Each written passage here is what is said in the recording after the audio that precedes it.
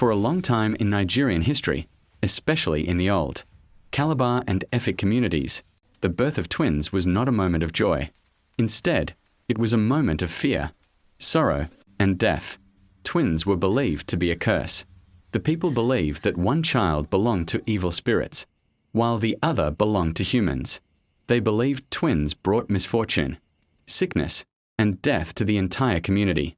So when twins were born, they were often killed immediately, thrown into the forest, left to die in the bush, and the mother, labeled unclean, was banished from the village. This practice continued for generations. No one questioned it. No one dared to challenge tradition, until one woman did. Her name was Mary Slessor. Mary Slessor was a Scottish missionary who arrived in Calabar in the late 1800s. Unlike many foreigners, she didn't live in comfort. She lived among the locals, learned their language, ate their food, and understood their culture. And then, she discovered the truth about twins. She heard the cries of abandoned babies in the forest. She saw women rejected and left to die simply because they gave birth to twins. Mary was horrified. But instead of condemning the people, she chose a different approach: compassion and courage. Whenever twins were born, Mary would rush to the scene. She physically rescued the babies, sometimes hiding them in her home.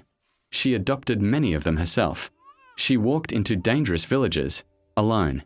She stood before angry chiefs. She faced people who believed she was inviting curses upon herself. Yet, nothing happened to her. She didn't die. She didn't fall sick. No calamity followed her. Slowly, the people began to question their beliefs. Mary didn't just save twins, she educated the people. She explained that twins were not evil. She taught that they were simply children, just like any other. She also worked with local leaders and colonial authorities to make laws against the killing of twins. Over time, what was once seen as a curse became a blessing. Communities stopped the practice. Mothers were accepted again. Twins began to live. Today in Nigeria, twins are celebrated.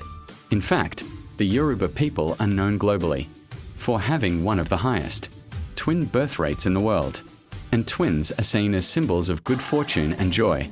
But this change didn't happen overnight. It happened because one woman refused to stay silent. Mary Slessor died in 1915, but her legacy lives on in every Nigerian twin who gets to live, laugh, and grow old. So the next time you see twins smiling together, remember this. There was a time they were hunted. There was a time they were rejected. And there was a time when courage changed culture forever.